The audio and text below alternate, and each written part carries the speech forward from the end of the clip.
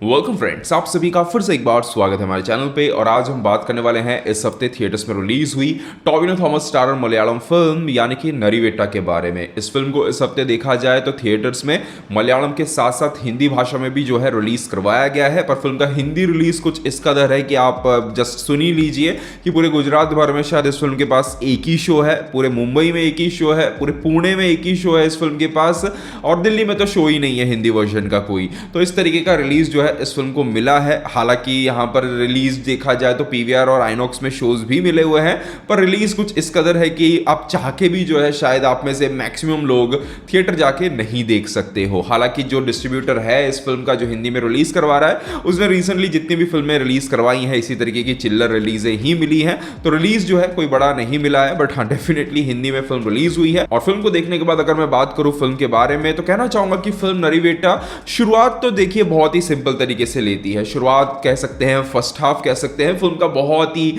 Simple या फिर कहें बहुत ही जेनेरिक राइटिंग के साथ आता है। चीजें बहुत ही नॉर्मल तरीके से आगे बढ़ती रहती है। पर कह सकता हूं कि जैसे जैसे ये फिल्म अंत की तरफ बढ़ती है, क्लाइमैक्स इस फिल्म का नजदीक आता जाता है, वैसे वैसे मैं कह सकता हूं कि इस फिल्म के अंदर जो चीजें हमें देखने को मिलती हैं, जो घटना देखने को मिलती है, उसका जो इम्पैक्ट है वो डेफिनेटली फिल्म खत्म होने के बाद भी जो है दिमाग पर छूट जाता है। इम्पैक्ट ऐसा मैं आपको कहना चाहूंगा कि फिल्म के अंदर जस्ट एक सीन है, कोई स्पॉइलर नहीं है, जस्ट एक सीन है, एक डॉग है, उसका ओनर कह लो, उसका एक दोस्त कह लो, इन दोनों के बीच में एक प्री क्लाइमैक्स सीन के अंदर इन दोनों का एक सीन देखने को मिलता है।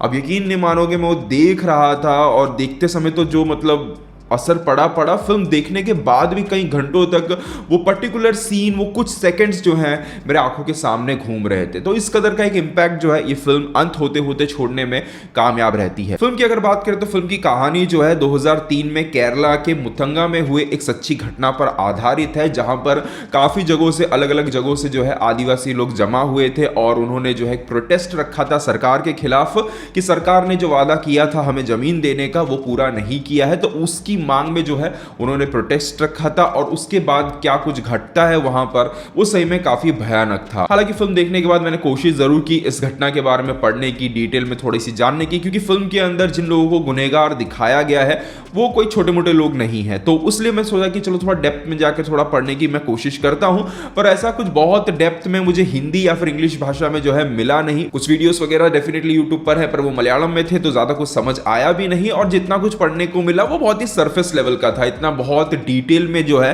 कहीं पर कुछ नजर आया नहीं। क्योंकि फिल्म के अंदर तो जो है जिस तरीके से दिखाया है, पता चलता है कि ऐसी चीजों को दिखाया गया है जो शायद पब्लिकली शायद अवेलेबल भी ना हो। तो इस तरीके से जो है यहां पर फिल्म में कुछ चीजें देखने को मिलती हैं। आप में से अगर कोई इस फिल्म को देख चुका है और आपको पूरी घटना के बारे में डिटेल में पता है तो कमेंट्स में जरूर बताइएगा कि फिल्म के अंदर कितनी सच्चाई दिखाई गई है और कितना जो है अपने तरीके से ऐड किया गया है। फिल्म का फर्स्ट हाफ, जैसा कि मैंने शुरुआत में कहा, ठीक ठाक है। फर्स्ट हाफ के अंदर एक काइंड ऑफ कैरेक्टर डेवलपमेंट की जो है कोशिश की गई है।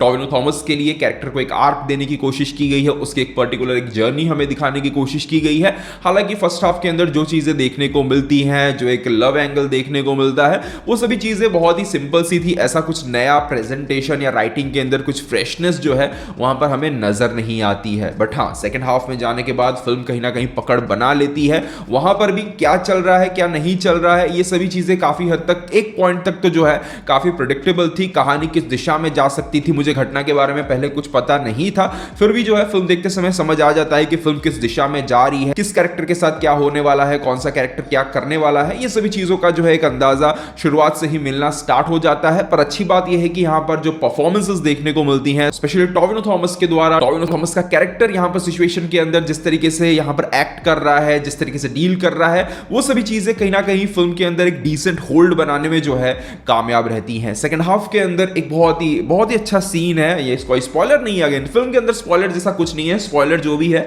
क्लाइमैक्स के कुछ मिनटों में अंदर ही है स्पॉइलर, जिसके बारे में बात नहीं करूंगा। बहुत एक बढ़िया सीन है जहां पर टोविनो थॉमस खड़े हैं और एक डॉग आता है और डॉग जस्ट अपना घूम रहा है चुपचाप से, और टोविनो थॉमस अपने तरीके से जो है अपने तरफ से पहले उस पर पत्थर मारते हैं और बाद में डॉग जो है वो भौंकना स्टार्ट कर देता है। बहुत ही बेहतरीन तरीके से उस एक सीन के द्वारा इस पूरे प्रोटेस्ट को दिखाया गया है, इस पूरे प्रोटेस्ट के नेचर को को दिखाया है, एट द सेम टाइम किस तरीके से पावर का जो है घमंड रहता है लोगों के अंदर उसे दिखाया है। अगर कोई कुछ बोल नहीं सकता है तो उसको किस हद तक एक्सप्लॉइट करने की जो है कोशिश की जाती है, इन सभी चीजों को उस छोटे से एक सीन के द्वारा जो है बहुत ही अच्छी तरीके से यहां पे दिखाया गया है। फिल्म की असली कोई अगर जान है तो वो है फिल्म के आखिरी 30 मिनट के अंदर जो दृश्य देखने को मिलते हैं वो सही में काफी भयानक है। भयानक तो है ही है, एट द सेम टाइम उसे जिस तरीके का ट्रीटमेंट दिया है, कहीं पर भी चीजों को बहुत ज्यादा ड्रामेटाइज नहीं किया गया है, जितना हो सके सर्टल रखते हुए भी जो है चीजों को इंपैक्टफुल बनाया गया है। हाँ, उस 30 मिनट के अंदर मैं कह सकता हूं कि फिर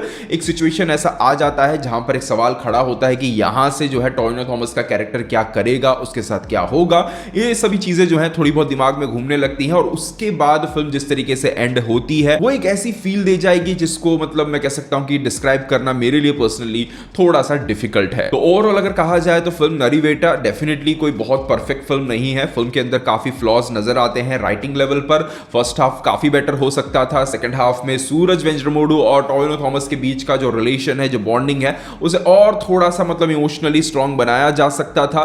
इन सभी चीजों के बावजूद भी मैं कह सकता हूं कि कहीं ना कहीं फिल्म खत्म होते होते एक जो इंपैक्ट छोड़ जाती है, उस एक इंपैक्ट के कारण मैं कह सकता हूं कि इस फिल्म को एक बार डेफिनेटली देखा जा सकता है। बाकी एक्सपेक्टेशंस को स्काई हाई मत रखिएगा।